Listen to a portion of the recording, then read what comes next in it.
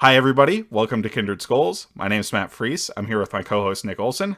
We're back once again, probably after a longer hiatus than we wanted, but hey, we finally got through watching. The first five really. We kind of already did reports on Booth and Scene, but we've got three scouting reports that we're very excited to share with you all today. Right, Nick?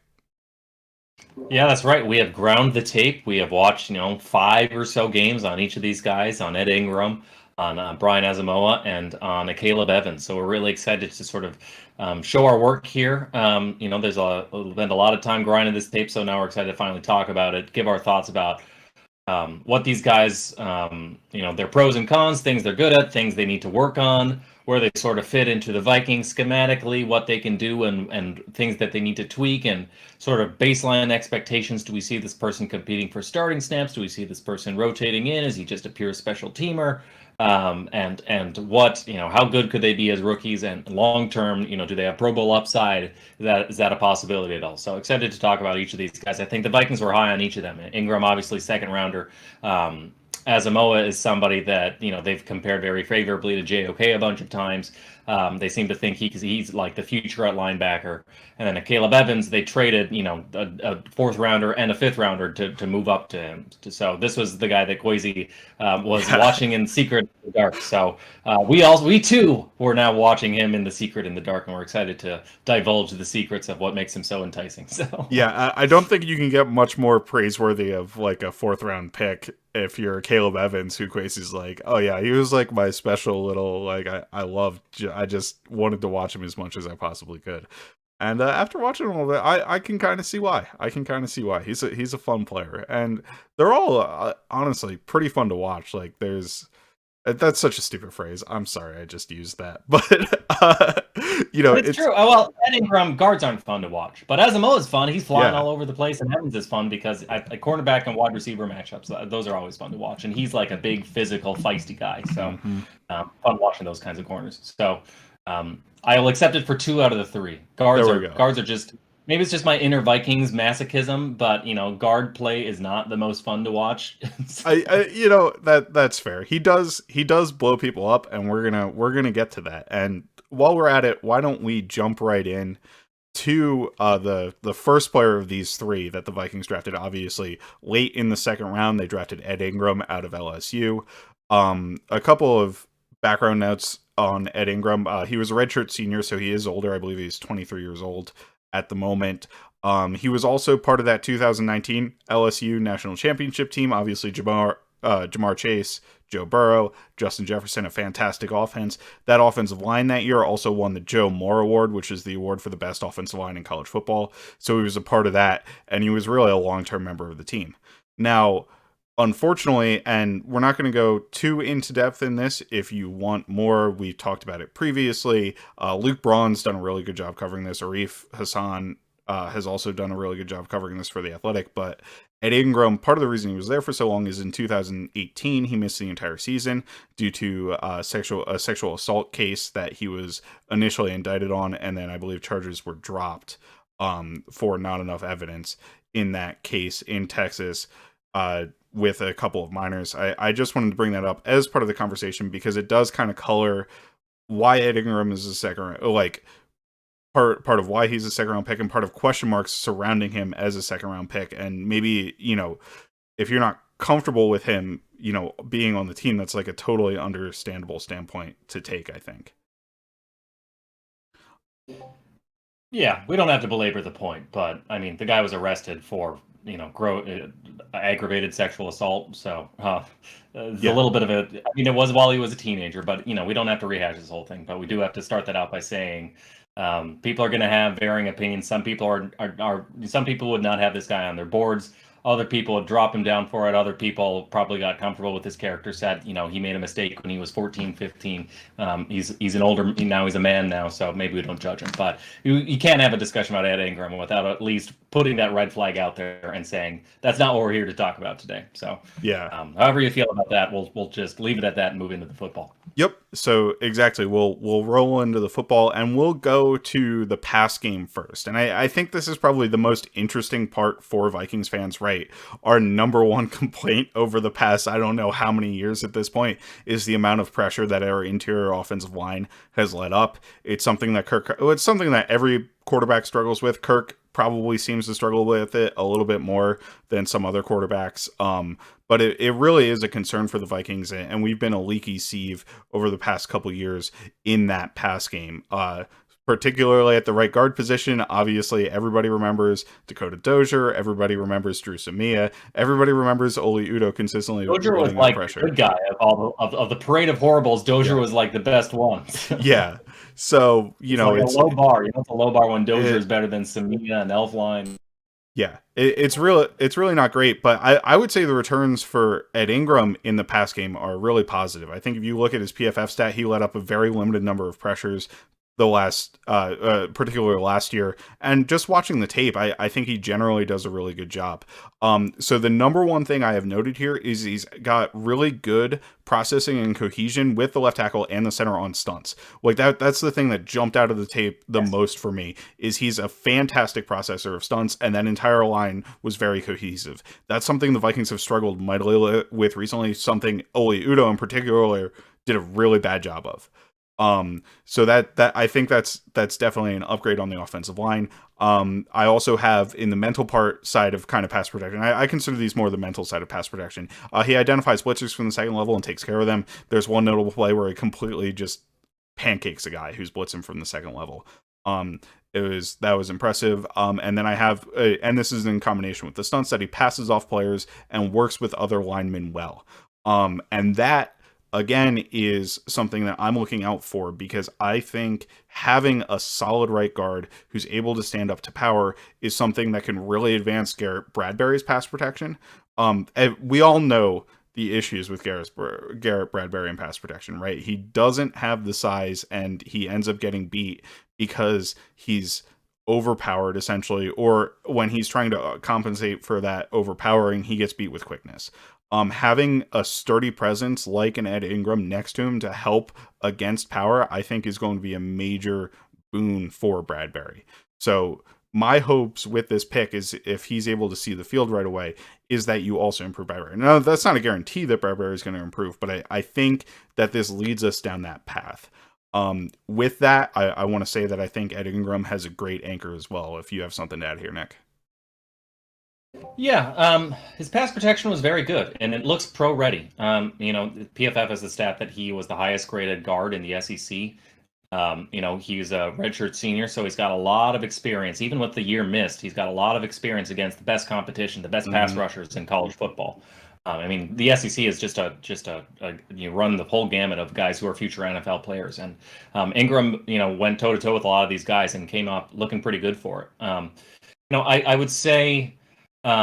He looks like your traditional power guy, but there are times when he kind of gets to flash his athleticism, and you're like, okay, the big guy can scoot a little bit. So it's the first thing I notice when I pop on his tape is he's a big guard. He's got a thick sort of lower half, tree trunk thighs, wide hips. He probably could get. There are guys that get lower in this stance, but he's got a pretty low stance.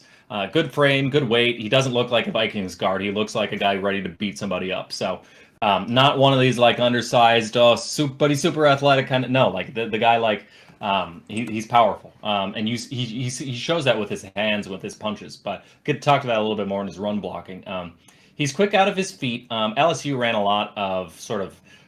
There were a lot of like jump sets, or there were a lot of like quick ankle sets or something. But on deeper drops, when he actually got to drop back, I was impressed by his foot quickness. I do think, and that's something I always have to be a little careful about, because in the college game, there aren't many pass sets that are like the traditional like 5-step drops that you see in the NFL, or 7-step drops. So that's always a question mark with guys coming out. One of those things like, will this translate to the NFL?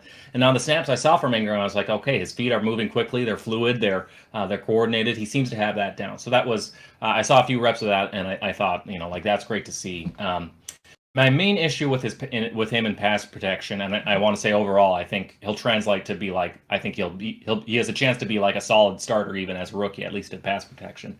But he kind of struggles to stay square. He has this mistake where he'll end up like leaning or lunging. His shoulders will get out in front of where his feet are, and that will allow guys to just sort of blow by him. And I think I think part of the problem is his shoulders want to get to somewhere before his feet do. And so he sort of struggles to stay square. Ideally, offensive line are supposed to, maintain a half-man relationship, with your sort of outside shoulder down the middle, or your shoulder down the middle of the guy opposing you. You don't want them to be all the way over you. They can run over you, or they can beat you in any different way. And you don't want them to be too far from you, because otherwise they'll be able to run right past you. So I keep that half-man relationship, but Ingram has a problem where he should be moving, sort of shuffling side to catch guys.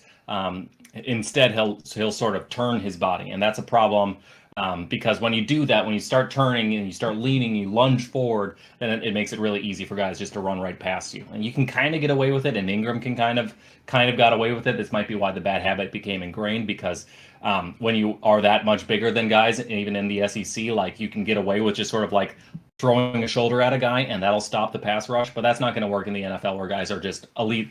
Some of the best athletes are all on the defensive line these days in the NFL, so that's not going to translate. So that gives me a little bit of pause. But otherwise, he's got great anchor, good sand in his pants. I saw like one bull rush. Yeah, there was one bull rush rep, exactly. One out of, I watched 5 games, so yeah, and even that one, he's got a great anchor. He stonewalls guys for the most part. He's got a lot of sand in his pants.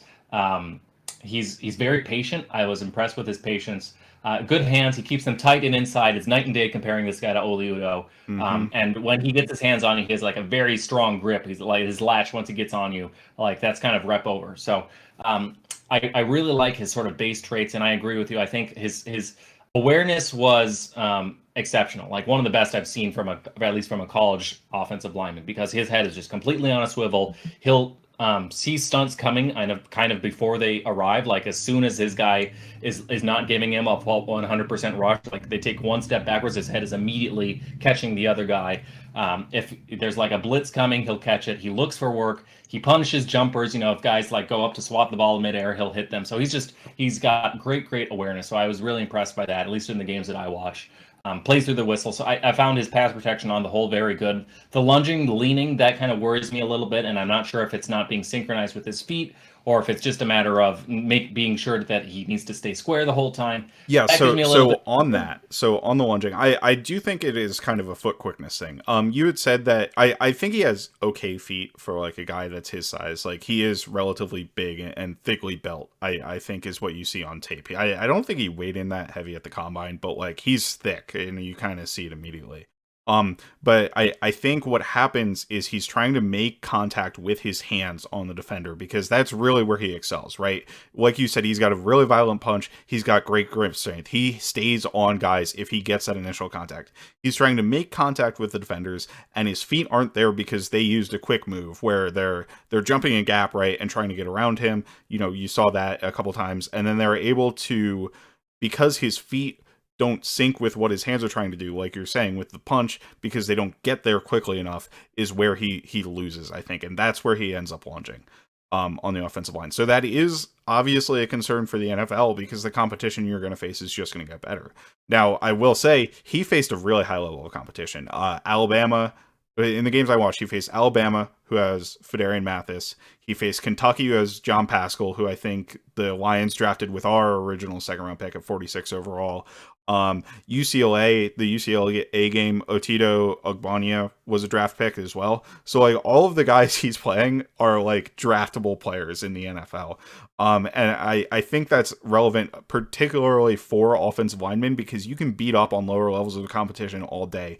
But he was dominant physically, like when he gets his hands on people against a high level of competition, and I think that's important and relevant, even if he does have maybe a little bit of athletic shortcoming in pass protection. Yeah. So overall, he looks like an NFL ready starter, at least in pass protection. So. Yep.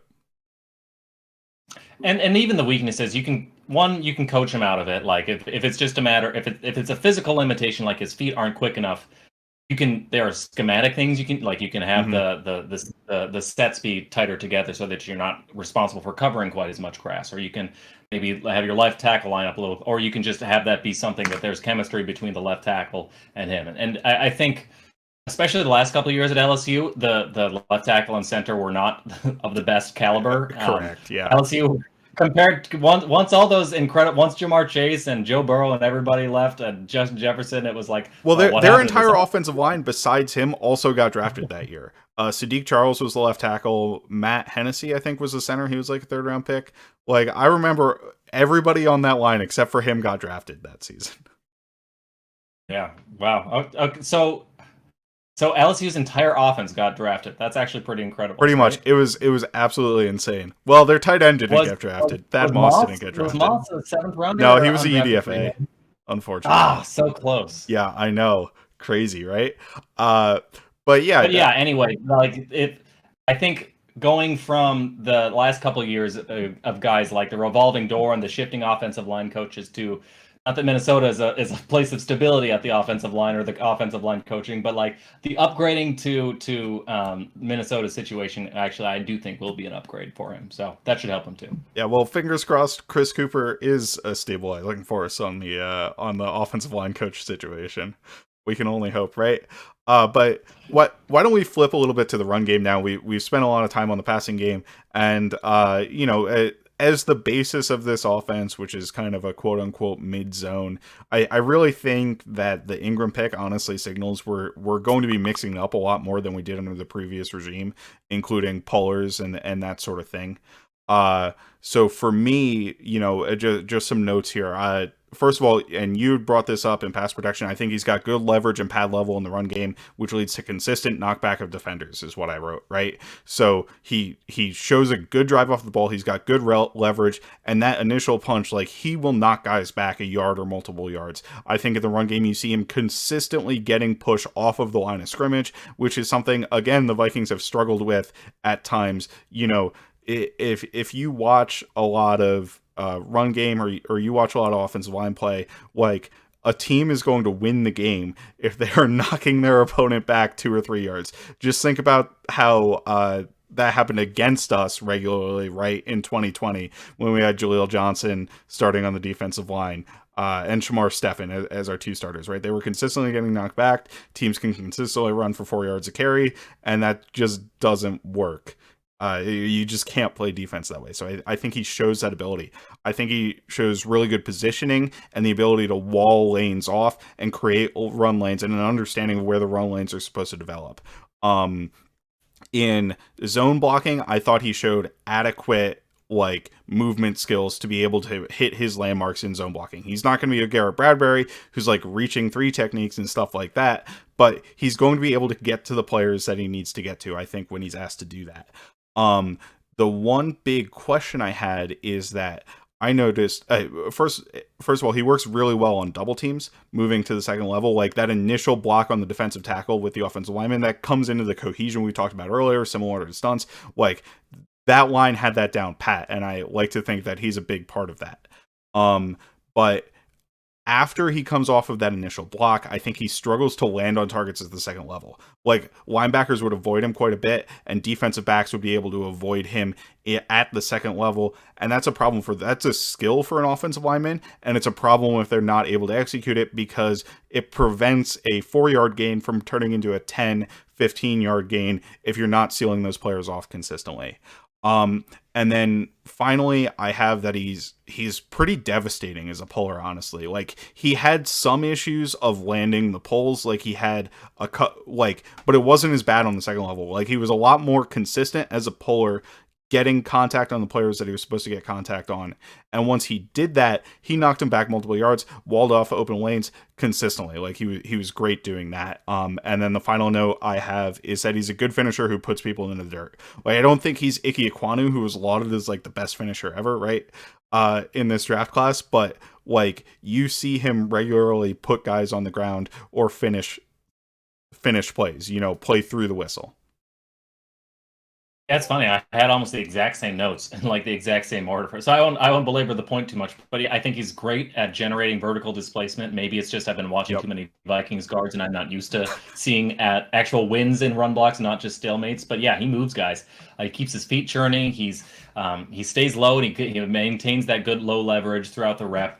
He's excellent on combo blocks. I get really excited thinking about duo with this guy, and I also get excited about talking about the polling. He's excellent polling. It's funny because I agree. when he climbs to the second level, he gets into issues. But as a puller, he moves and he's fast. He locks onto guys. It's really hard as a puller to like sort of accurately hit guys when you're moving that fast. But he Yeah. locks onto targets. And he knows when to like drive them out, and he knows when to pin them inside, and he's got like good, and he kind of knows what he's doing on pull. So like duo, power, counter, those sorts of runs all get me very excited with him. The zone stuff, I'm a little surprised. I don't see the huge fit with him, but at the same time, guards don't need to be quite as athletic as your tackles or centers do in a wide zone or mid zone scheme. It kind of depends on the front you're facing, but generally centers get tasked with the hardest reach blocks because they have to get out and head and sort of pin a one technique or a three technique even sometimes, or a two eye or something. Mm-hmm. That's it's very rare to be able to if you're head up on a guy and you get the head start, it's easy. It's a little easy to pin the guy. But when you're moving a technique down and you have to pin them, that's really hard. And Guards don't have to do that quite as often. And a lot of times, the guard's job in that situation is to get a hand on the guy to help the center out and then move to the second level. Now, we talked about the second level being an issue, but he's great at the first part of that. Yeah, and it's not that you can't run. Like, well, one thing, like inside zone is... don't kill me, but it's basically the same thing as duo. So it's a lot of the same skills, at least. So, and like for the mid zone, the wide zone, like, yes, he kind of, I don't know if it's an athleticism issue. I feel like he doesn't climb very well to the second level, and against like speedier linebackers, he'll just sort of whiff, or he won't get to his landmark in time. So I'm not sure if that's like an athletic limitation or if it's something that can be coached. Like maybe he's not, maybe there's something you can tweak in the way he sort of gets out of his stance and gets upfield or something there. I don't think it's not that they have to like scrap the whole wide zones part of their playbook, but I do think this is something that like he's probably only adequate at it at the NFL level. I wouldn't be surprised if this is, we look back at this as like, this is the hardest thing about it. I don't think it's quite like, Brett Jones had the problem where like he just couldn't even get to the second level, so I don't think it's like that bad, and that's like why Brett Jones never became a starter for the Vikings, because he couldn't just like couldn't run those plays as much with him. But so Ingram's not that bad, but it is it's probably the worst thing about his entire game right there is his I have strong question marks about his ability to make blocks at the second level, which is pretty essential for and any running team, but especially one that wants to major in wide zone or mid zone. So yeah, and I will say two things off of that. First of all, there was one play I remember where he got a free release and nailed the linebacker at the second level. Like, it's not like it's impossible for him, and I think maybe if he has those free releases rather than needing to do significant work to help another offensive lineman, maybe that helps him a little bit more in that instance. And secondly, I mean, I think Vikings fans will take a trade-off of a lot better in pass protection and a little bit worse in the run game compared to what we've seen previously. So it's not a deal breaker for me. But with that on Ingram, I think that's a pretty comprehensive look at him. We can move on to Brian.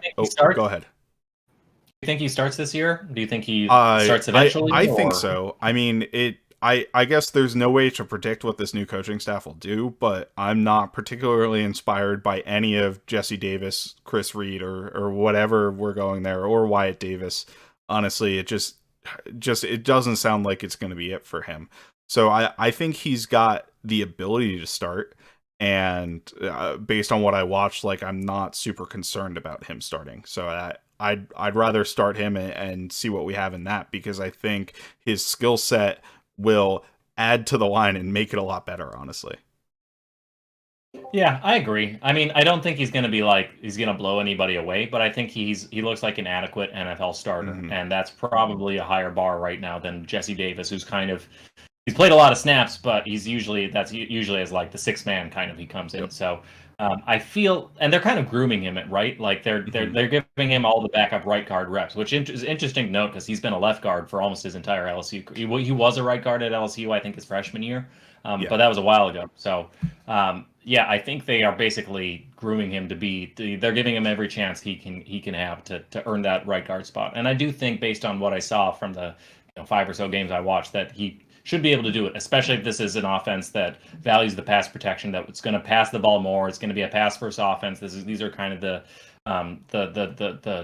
cookie crumble trail that we've been getting about the offense. So if that's true and they value the pass protection more, I think it's pretty clearly, I think he projects to be better. We'll see. It all changes once they actually start putting on pads and doing padded practices. But from his college tape, yeah, he looks like a mediocre NFL starter, which would be a world of improvement for the Vikings. And one thing we've seen actually recently, and I remember this just with the Garrett Bradbury draft, right, is the guys who have caught on immediately when they've come to the NFL is more of the power archetype, like the power profile, than the zone guys. So if you remember Elgin Jenkins or is it Eric McCoy, the Chiefs guy? I think that's his name. Like, they caught on and hit the ground running immediately, and they are more of the power player than the zone type of body. So I think that's more directly translatable, and hopefully we can fit that in with our new offensive line and somewhat different scheme from what we were running previously, right? So why don't we flip it over now to Brian Asamoah out of Oklahoma? Early third round pick, probably less than 10 picks behind Ed Ingram, so they probably saw them pretty closely. Notably, he is an undersized player, right? He's 6 foot, probably about 220, and he shows up light on tape. So my first notes here are athletic ability / kind of frame stuff, right? And one of the notes I have, and this is just, I was taking notes as I was watching the game, the Baylor game really stands out as this guy is fast. This guy flies all around the field. And that's really easily the most exciting part about it. I would say he uses his explosion well to be able to match coverage assignments when he's asked to do them. He wasn't asked to do a tremendous amount in coverage, but I'd say he does that pretty well. And then he has clear sideline to sideline athleticism. Like, that shows up immediately in any game you watch from him. However, that athleticism comes with him being light, right? And he plays light. He's not a smaller player who plays big. He's a small player who plays small. When he gets blocked by guys, it can be embarrassing at times, honestly. Like, there's a few plays in the Baylor game where he gets run off the field by the center. Like, it's not great. The last comment I have is he does do a pretty good job, and this is something the Vikings called out in their press conference. Their scout called out after they drafted him. He does do a good job of using his athleticism, and it's not just straight line speed. Like, I think he's got a fair amount of agility as well to get around blocks and make plays in spite of the fact that he's not really all that capable of taking on blocks. He just kind of moves around guys. Like, there are a number of plays where he gets to the ball carrier by basically running around an offensive lineman. It's kind of impressive how he does it. Yeah, it's interesting. I noticed this most of all when I think he's a really effective blitzer. He's got a fantastic, he's got that great burst, all these 10-yard splits guys. He's got that great first step. But I see it a lot when he's like bursting through the hole in pass protection, that like he has some sort of instinctive pass rush moves. Like, he's got an arm over move that he beat a guy with to get a QB hit. And he's got, he's got a rip move that he uses really well to sort of like get around guys and sort of uppercut the armpit and push past. And while those are effective with him as a blitzer, I think like in this, whether it's like a fire zone blitz or if he's coming down, he's starting from off and just coming down, or whether he's looping around, or whether they want to put him on the outside and sort of do a Harrison Smith style blitz from, like a wide 9. I think he can do all that, but I think all the way he knows how to like engage offensive linemen and get past them, even though he's 100 pounds lighter than them. That also translates to the way he can sort of ameliorate his or sort of offset his weaknesses just from being basically a safety in a linebacker's body, or a linebacker in a safety's body, because so he knows he knows he's outmatched, but he has ways of getting around it. I do think the athleticism is elite. I'm comfortable saying like his sideline to sideline range is insane. He does not get outrun on stretch plays, wide zones, pitches, pin pulls. He beats the running back to the sidelines. Yep. So, and that's true not just sideline to sideline, but he can carry wheel routes upfield. There was one where it was a bad throw by the quarterback, but it should have been a touchdown on a wheel route, but he got like kind of picked on the play. And so just the fact that he was in position, I thought was really impressive. Yeah, I was going to say, I actually thought that when you started that, I was going to say, I thought that play was a positive because it's a late motion by the running back. He has to come down towards the line of scrimmage to get it. and then as it goes outside, he gets picked by his own guy, trips over him, and has the ability to at least get a hand on the running back as he's diving to make the catch. I mean, it wasn't a great throw. It probably should have been a throw and catch, but like that recovery speed is like cornerback recovery speed. That's like the reason the Vikings drafted Trey Waynes, you know? Like he's so it's not just sideline, but like upfield, he can roll over and back upfield really well. So he's got I mean, his back pedal maybe needs some tweaking, but like he moves very fluidly upfield too. So I think whether he's moving backfield with his sort of back to the backfield, or whether he's turning and running upfield, or whether he's carrying guys, sort of matching them and moving up vertically with them, or whether it's his first step blitzing downfield, or whether it's covering swings or screens throws to the sideline or stretch runs. The athleticism is all there. So that kind of all sells you on what they're so excited about him.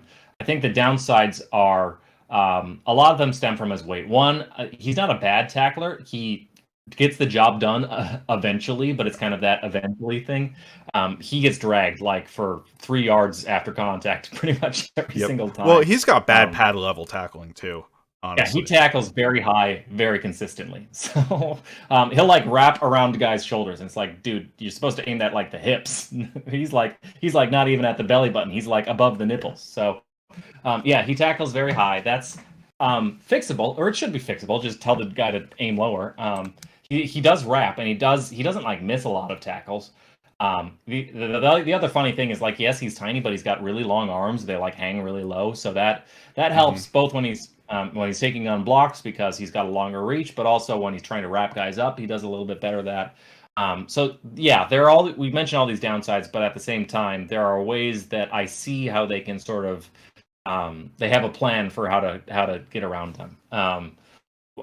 What else? I would say he's got good gap discipline. He responds immediately to motion when it comes across. Although I will say he is easy to. He takes the cheese like every time. Yeah. So that's actually exactly what I have in my notes. I have reads blockers maybe to his detriment in the run game. Ran himself out of position multiple times, and this is versus Texas Tech.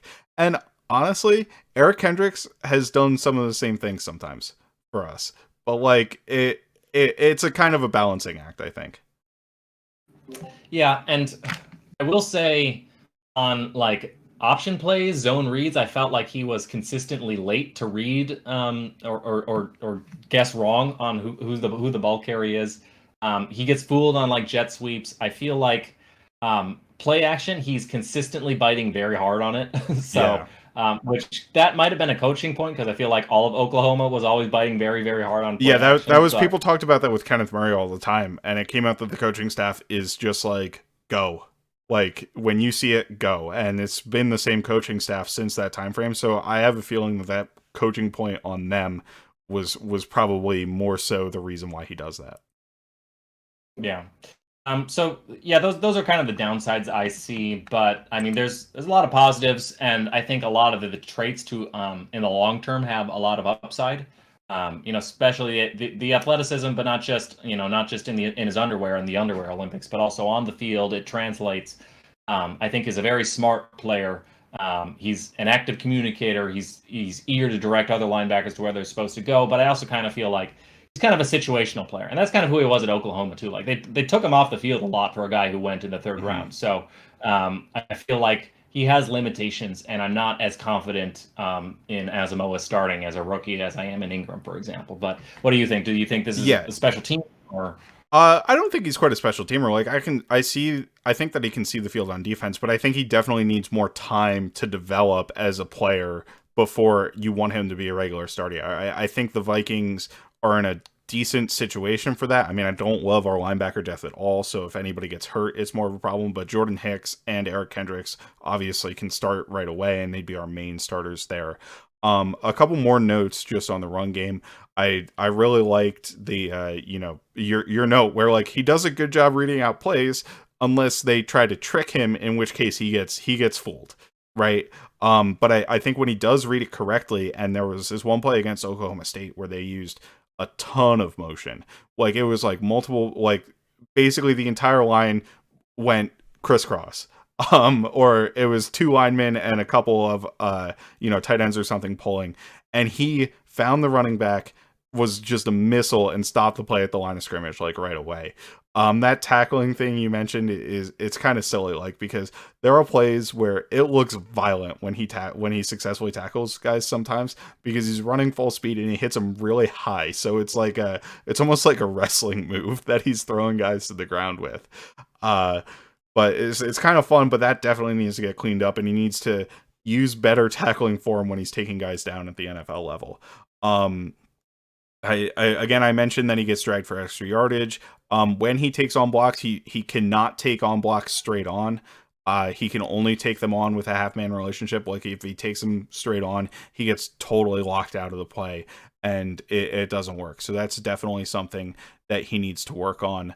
And yeah, so overall, I have that. And if we want to flip to the pass game a little bit, I don't know how many notes you have there. I do have also a note that he's regularly involved in stunts as a blitzer slash as potentially a run trigger, right? And that's part of the way the Oklahoma defense works it. Like, if you read run and you're wrong, sometimes they'll just tell you to go get the quarterback.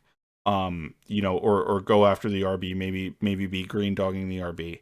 But going back to the pass game, like, his only pass coverage responsibilities pretty much were like spot drop zone, where he's in a hook zone, or maybe he's chasing an RB to the flat. Like, those were his major responsibilities. I think it'll be a transition for him into the Fangio style of defense, which doesn't ask as much of linebackers in coverage, and Zimmer does, but he'll have to read it. I think he reads the quarterback's intentions pretty well. Like, he'll read out the plays pretty well, and there are a couple of nice plays where he's closing the gap.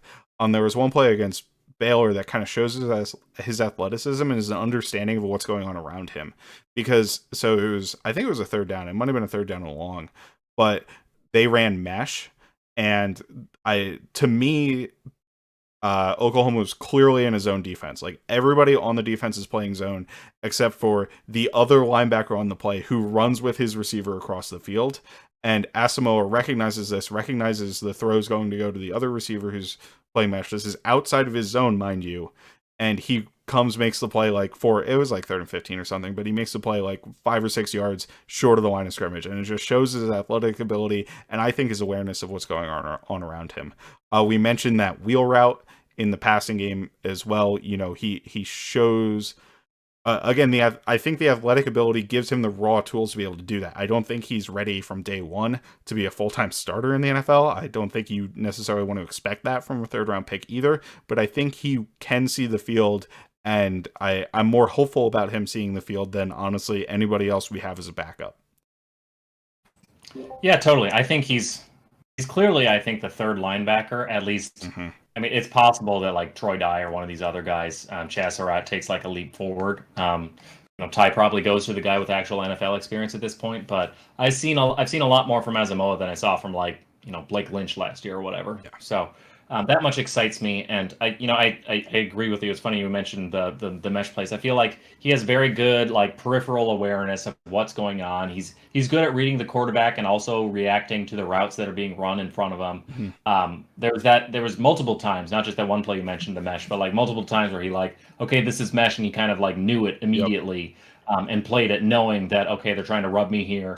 I have to, like, jump in front of this route, or I have to carry this route to shut it down. So I think he's a smart player. I think that shows. I just worry a little bit about how his size will impact his ability to make the play in the run game, his ability to tackle guys. I think those problems are going to be magnified at the NFL level with a jump in competition.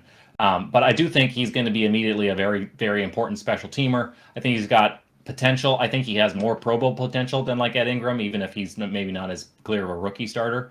The thing that gets me really excited is sort of like 5-1 fronts, him being the one and just being able free to, like, completely fly around. And that's kind of the beauty of the switch to a 3-4 defense, is you get that additional bulk up front that allows your lighter linebackers in the back to fly around more and play to the ball. And that's, if there's one thing Asamoah does really well, it's his nose for the ball, just flying around, finding the guy. He led Oklahoma in tackles, so that's something he does really well. And I feel like things that would make me concerned about Asamoah and Zimmer defense, I am less concerned about, because I think Donatel will be able to cover them up a little better.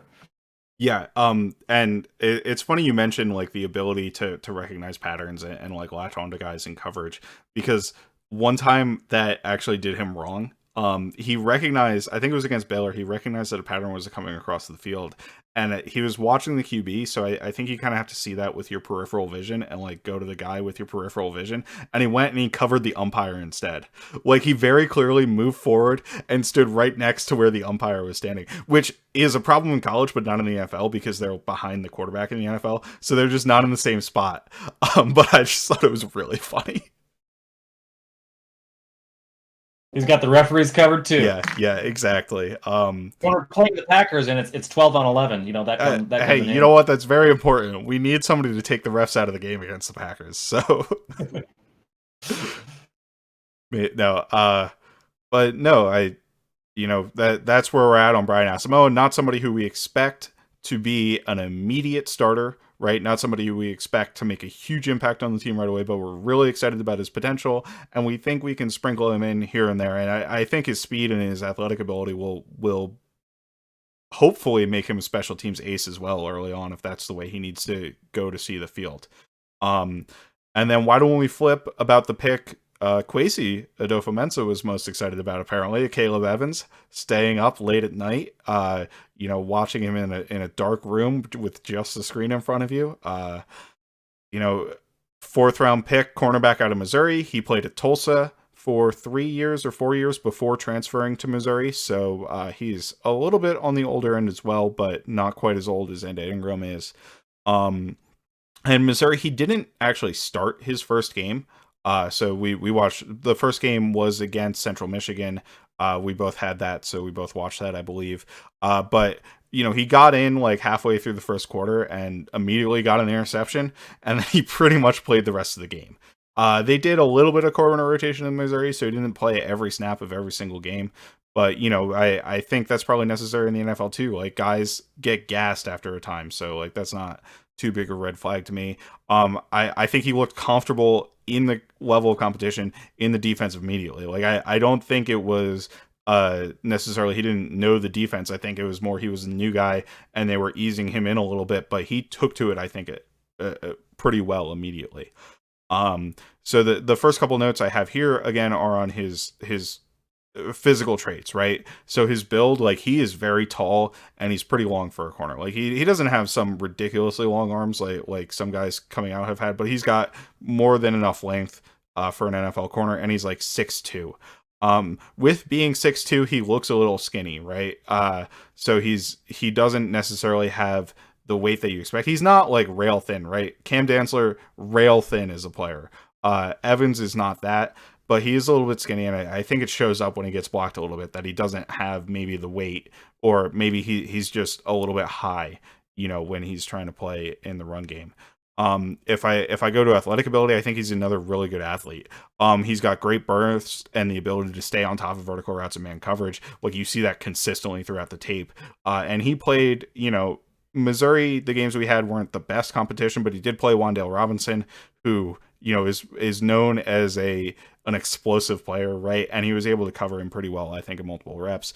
I think that burst also shows up when he's asked to make quick bursty movements. So when you have like an outbreaking route, it's plant your foot in the ground and go towards that outbreaking route. I think that shows up pretty well there.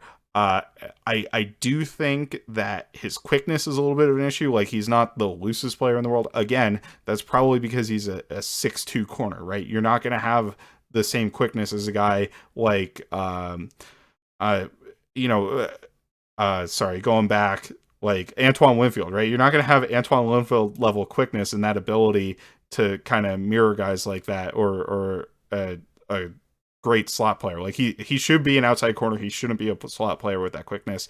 And I think that lack of a quickness also, and the ability to turn, kind of hurts him. Like I saw him get pushed vertical a couple times versus curls. Like that'll happen against good receivers, but it happened a little bit too often for my liking. So I think that's where the quickness kind of hurts him.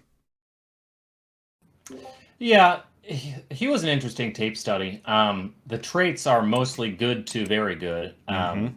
I think his long speed is merely good. It's not like elite, but Sure. he um, there were some vertical routes where like it's always tough. The saying is if he's even, he's leaving. But there's a lot of times where like if you're running with a guy downfield, that's a very and you're pushing him to the sideline. That gives the quarterback a very narrow target to hit. Like yes, the perfect throw will get that in there. But so I feel like he can do that. It was more impressive seeing him carry guys like on crossing routes across the Yep. field where he stayed in phase with them, and he's very good at that. He's very good in the stems of his route, using his physicality and using an armbar and being able to use that to just sort of stick with a guy in coverage. He's very sticky in coverage.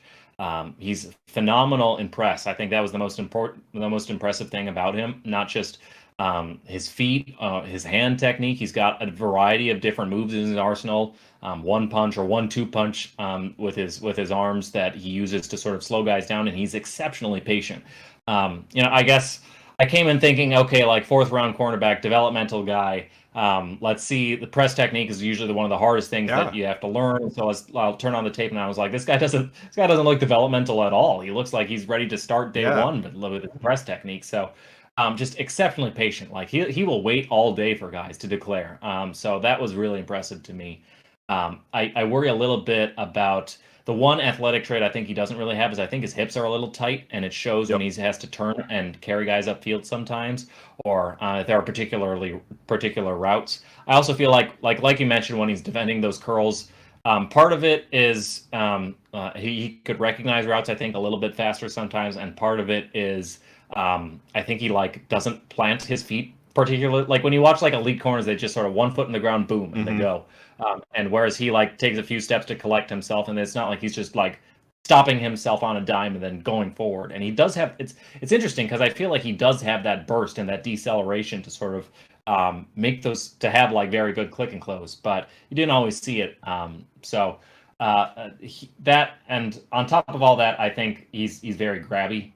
Yes. He didn't necessarily get called for a lot of penalties in college, but his style of play, if he doesn't clean it up, I think is going to lead to a lot of like penalties because whether it's in the stems of routes, he's a little bit better there, but especially at like the break of a route, if it's like a comeback and he's not confident in where he is there, or if it's like a curl route, he'll just sort of like hug the guy, like put his arms around the guy, and he'll fight through the ball. But yeah, I think a lot of those things are going to get penalized. So yeah, I came in thinking like this guy is a developmental guy, and I was actually really impressed, especially by his coverage abilities. So um, I don't know. I feel like he has the potential to make an impact in the rotation right away. So I do kind of see why the Vikings were really high on this guy, willing to trade up to him. I do think he's not like a perfect prospect. Obviously, he fell this far, but and there are things that I think he needs to work on, and I'm not sure if it's a physical limitation or a coaching limit or something that needs to be coached up. But so I do have major question marks, but at the same time, if those things can be ironed out, I think he does have starting potential early on.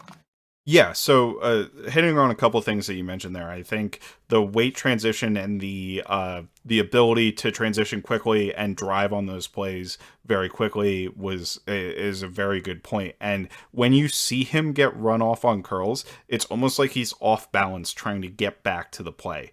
And I that really is the ability to do that comes from my understanding is I've never been that athletic in my life, but the ability to do that comes from being able to drop your hips and drive.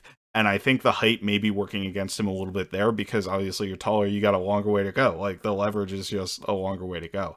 Now, with that being said, somebody like Justin Jefferson who's really long-legged for somebody like he's phenomenal at that. So it's not necessarily prohibitive of it doesn't necessarily prohibit him from being able to do that, but he hasn't unlocked that part of his athletic ability yet. So hopefully that's something he's able to develop as he moves forward. I agree with you where I was kind of surprised where I think this guy, if you throw him out there day one, he's not going to be great, but I think he might be able to survive, right? Like, I think he could play reps on the outside, especially if you keep it relatively simple and ask him to be man coverage on the outside, right? You're not asking him to do things that are in breaking routes or that sort of stuff. Like I think if you were desperate, you'd be able to ask him to do that and he would survive. One other thing that I want to add there that you were talking about is the sorry, I lost track. Is when he is going ahead and pressing like that, that 1-2 punch is really impressive, right? His ability to punch and his ability to get his hands on guys and lock guys down early in the rep, and then also stay on top of them throughout the route. Like you mentioned, when he's even he's leaving for a defensive back, like that means at the point after he's pressed him. So it's at that initial route break, if the wide receiver is able to get even with the defensive back at that point. Once it goes past that, you actually, if it's outside and deep, you want to be in a little bit of a trail position. You want to be in that hip pocket, and then you want to be able to get around, get your eyes around when you see that the ball is coming from the receiver. The receiver will give you a signal by looking back. And this is what, like, people talk about how Randy Moss was great about not looking back for the ball until the last second. And that's what this allows for. Like, if they don't look back for the ball until the last second, then the corner basically can't do anything. All their best hope is to try to get their arm up. I don't think that he's great finding the ball in the air. There are multiple cases. There was one big play he let up where he ended up, when he looked around, he tripped, he fell down. There was one play where he made the play, but he only had one interception in his entire career. He didn't have any interceptions at Tulsa, and he only had the one, which was basically his first play for Missouri. So I think that ball tracking skills, like I saw some evidence that he could get there, but I don't think that they were great. There was that one dropped interception that was like really bad. Like the Yeah. ball like came right at him. It looked like it was me trying to catch a ball, or like he just threw me out there, and I was like, "What? Football coming? What?" Just like throw his arms everywhere, and then you realize like, "Oh, I just dropped an interception." Damn. So I will say the pick he had was a good pick. Like, it was a legitimate pick. He made a great play tracking the wide receiver and then got the ball. Like, it wasn't like some gimme where it was an arm punt from the quarterback. It was a legitimate pick. But yeah, the ball skill is definitely questionable on his end. I also feel like part of that not getting many interceptions is that he maybe didn't have as many opportunities. I mean, we did mention that one drop, but I can't think of. I mean, I guess there was another one that was close, but it was like on a fade route, I think. So like It would have been like a really crazy catch to make that one. Like anytime when you're running upfield full sprint with your back to the ball, hard to come down with the ball in that situation. So and then a lot of times he's just so sticky in coverage that like he doesn't get picked on a lot. Yeah, So no. it's like Patrick Peterson last year. He didn't have an interception until the last game of the year, and it's just kind of because guys weren't getting open that often against him, so he wasn't targeted that much. So when you don't get targets, you don't get interceptions. So it's a little different when you're bad in coverage, and so people pick on you a lot, so you get a lot more opportunities for interceptions, like your Trayvon Diggs. But that's not Akayleb Evans' game. So I don't know. Maybe that's one reason they were a little high on him, is they feel they're not as concerned about the ball skills. They feel like the lack of production is something that they're not too worried about, because it's just another way of showing that he was good in coverage, and that there are a lot of times I can think of quarterbacks looked at his guy, saw Evans was covering him, saw that he was not open, and moved off him. That happened a lot. So I would much rather have a cornerback who does that than a quarterback who has great ball skills. Yeah, and just to wrap things up on Evans, we can go to the run game a little bit. I have a few notes there. I mentioned earlier that I think he's a little bit light. He plays high. He can get blocked by wide receivers. They can successfully block him, but I do think he shows physicality, and he's willing to stick his nose in there in the run game. Boston College is a particularly good game for that. Boston College has a really diverse run game. They have a really good run game. Obviously, Zion Johnson from there got picked in the first round in their offensive line. Like they've always done a really good job with the run game. And he's physical. He goes in there in Boston College. He had a one-on-one tackle against the running back. It was a perfect form tackle. He brought him to the ground for little or no gain. He was, he's the force player on the outside, right? So when you're the outside corner, you have to force everything back inside of you, or the defense doesn't work, right? Like if you let the runners get around the outside, the linebackers aren't able to get there, and it becomes a problem. Well, there was one play where he had two lead blockers who were pullers coming up against him, and he didn't really, he was outmanned in terms of size. There are two of these guys, and he ended up making the tackle on the running back by kind of backpedaling a little bit, duking him out, kind of juking him out, and kind of getting in between them. And the running back maybe tripped a little bit or whatever, but I thought it was just a really impressive show of his ability to kind of problem solve on the fly and make a good play out of something where he was in a really bad situation. Yeah, I like Evans in coverage. I didn't like him as much in run defense, I guess. I agree. He doesn't lack for, he doesn't shy from contact. And Yeah. when there's a 300 plus pound guy barreling down, pulling at him, he'll still like lean his shoulder into them. I feel like he did miss tackles a little bit. It's not that I know you said he tackled high. I didn't notice that as much, but I did feel like he doesn't always wrap up, or maybe he'll like dive before he's like he doesn't tackle through the player. So Sure. there were like a lot of like arm tackles, where he was just barely getting his hands on the guy, and they were able to run through him. So at the same time, it's not something I noticed a ton outside of like the Boston College game. So when he's being the outside player, don't get run at a lot of times in college, especially on the wider field, because there's not as often as guys come your way. So I wasn't as impressed with that. So I do have some weakness. I don't want it to make it sound like I think this guy is like, and I'm going to be an amazing Pro Bowler day one. I feel like he's probably a developmental guy in a lot of ways. I do think I like a lot of things. I like his press. I like his stickiness. I didn't really mention this, but I really like his, not just man, but I think in zone, he's a very smart player who sees things coming, and he communicates very, very well, or at least very, very actively. Yes. Yeah. He communicates well from what we can see on tape because he's pointing everywhere all the time. It's great, actually. But there were definitely times when he was trying very loudly or actively to pass things off, and the linebacker or the nickel the star, whoever didn't pick it up, and he was like, "What are you doing?" Actually, I think that one wound up being an interception, so it worked out because the quarterback overthrew it, but it worked out. So, but I should say, I thought his coverage in the Boston College game was actually pretty bad. He got burned on that one touchdown in the red zone. Or like it was a goal line play, and I actually forget what the route is called, but it's kind of like an angle route, but the other way, or like a sluggo. It's like they slant inwards and then they go break towards the opposite pylon. And he just didn't read the route or overcommitted to the slant, and basically fell over. Yeah, it's like a whip route, I think, is what you want to call that. Yeah. So that was bad. You don't want to see that. But other than that glaringly bad touchdown, I thought his coverage skills were very good. So. Yeah, no, like I guess we should probably make clear that we're not trying to oversell this, right? I don't think this was secretly a first round draft pick that we got in the fourth round, right? I think there were reasons that he fell to the fourth round. I think, as we've kind of talked about, his ability to unlock his hips and that quickness is a big part of that reason. Like, if you get against the advanced route runners in the NFL, he's going to get beat often. But I think against maybe third wide receivers, he can play pretty effectively right away. And if you're asking him to cover a specific portion in the field, like quarters coverage, that outside and deep kind of area of the field, I think that while I don't want him starting day one there, right, I think he's not going to embarrass himself if he ends up out there in those situations.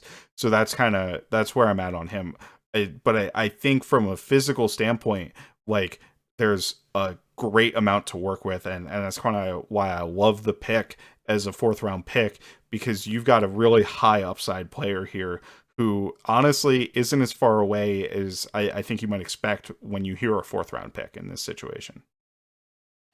Yeah, he's definitely a tier below like all the guys we studied, like not just the first rounders, but also the Kyler Gordons and the Kyrie Alams and all those guys that I had kind of in the second or third tier. He's definitely below those guys, but like I studied Cordell Flott. I would happily take Akayleb Evans over Cordell Flott. I'm kind of surprised Flott went that early. So he's I can definitely see a Cam Dantzler situation happening where like, there were reasons why he fell, but at the same time, his traits and his tape look really good.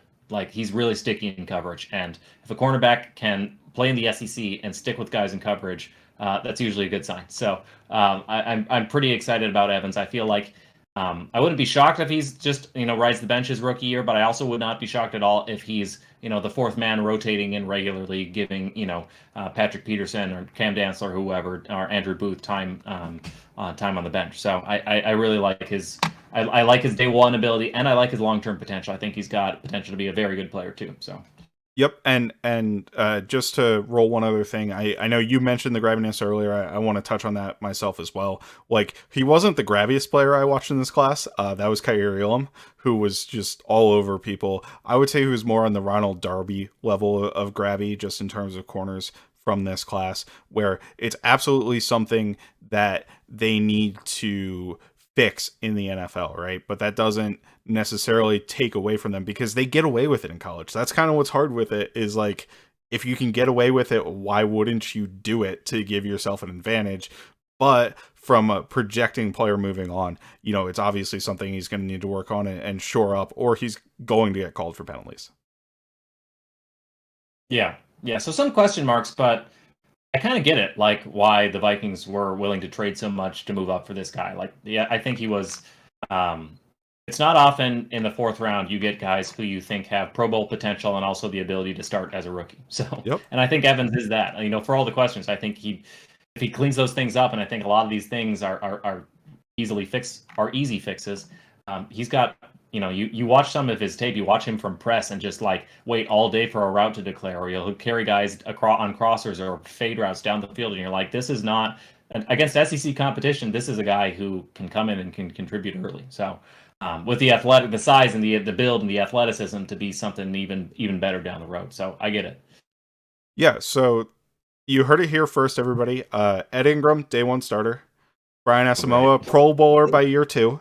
And Akayleb Evans, rotational guy first couple of years maybe, but he's going to develop into an elite player as well. So that's our takes on these guys. I can't wait to old takes expose ourselves in a year Yeah. from now when we all suck. They've all gone the way of Wyatt Davis. Yeah. You know how it is. But We're doing our 53-man roster, Kindred Skulls, 1 year from now, and we're like, will Brian Asamoah even be on the roster, or is he just the next in the line of Troy Dyes and is he Eric Wilson? just Chaz Surratt is really the big question that's on all of our minds. No. Anyway, I think that's going to be it for our show tonight. You guys got really in-depth views on 3 of our most important draft picks. The 3 of the 5 earliest ones, so those are the most important ones, right? But no, seriously, it was a lot of fun chopping this up with Nick. Anything final you want to add before we get out of here, Nick? No. Usually I have something to plug or something to flag, but I don't know. We got training camp coming up later this month. We're kind of in the doldrums, but won't be long. We're a month away from preseason games, so excited for football to be back soon.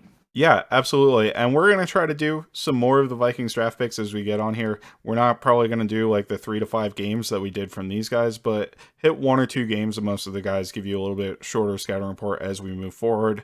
As training camp comes forward, we'll probably, come up with some training camp news. Obviously, neither Nick nor I are going to be at Vikings training camp, so we'll just be seeing all the information that everybody else is seeing. It's kind of lesser in terms of analysis, I guess, if you're not able to be there live. But we'll see what we do for content moving forward, and we're going to try to be more consistent as we ramp up towards the season here, which I'm starting to get pretty excited for, because June, July, they're dead points of the NFL calendar, I'll tell you what. What, you don't like arguing over top 10 quarterback lists? You don't want to do another week 3 months in a row? No, I'm okay. But what's there to argue about? We all know Kirk Cousins is a top 10 quarterback, so then there's really nothing to argue about. And we all know Lamar Jackson isn't a top 10 quarterback. Is that somebody put out the other day? Apparently, but here we are arguing about top 10 quarterbacks. So you've fallen into my engagement trap, Matt. Yeah, I really did. And, we've kind of belabored this point enough, but we are Kindred Skulls. My name's Matt Freese. That's my co-host, Nick Olson. Greg Blake is around in the background here. He will be back eventually. We're getting him back. We promise. Yeah. But no, my Twitter handle is @FriesFootball. His Twitter handle is @NickOlsonNFL. Kindred Skulls is at Kindred Skulls on Twitter. You can find us on YouTube, Spotify, iTunes, wherever you get your podcasts. Thanks for listening, and Skull Vikings. Bye, we love you. Corner wouldn't do us any harm. Oh, another first round corner wouldn't do us any harm. Oh, another first round corner wouldn't do us any harm. And we'll all cheer on behind, and we'll score the old Vikings along. We'll score